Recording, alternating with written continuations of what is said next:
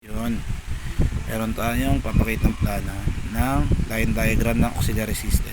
Ito katulad ng fire alarm, paging system, telephone data, line diagram yan, saka IP CCTV na line diagram. Ito, unahin natin sa FDAS yan.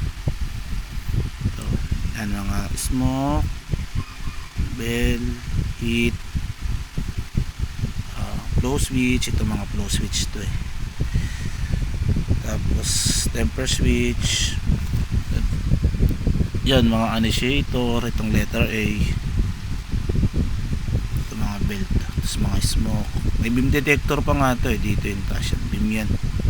Ito beam detector to.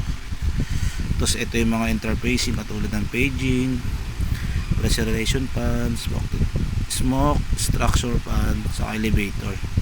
Sa machine to na interface yan. Ang ano nito, panel nito lagi sa security talaga to.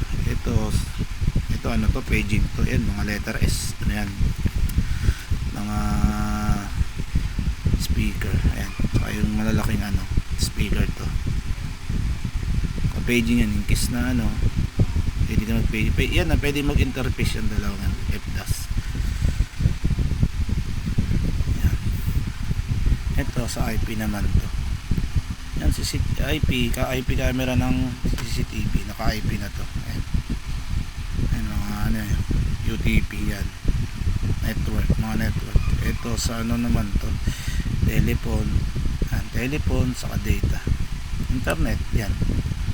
Ayan mga server nito. Alam mo ground floor din to eh. Yan.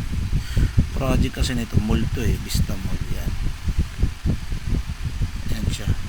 Line diagram siya ng lahat ng auxiliary yan, mga tulad ng yan, telephone, paging, alarm, saka IP, para may base kayo kung anong ano niya, line diagram na yan. Yan. Ito lang, nakuha ko lang dito, dalawa eh, itong installation ko, FDAS saka itong sa paging. Okay guys, thank you for watching. Salamat sa panonood.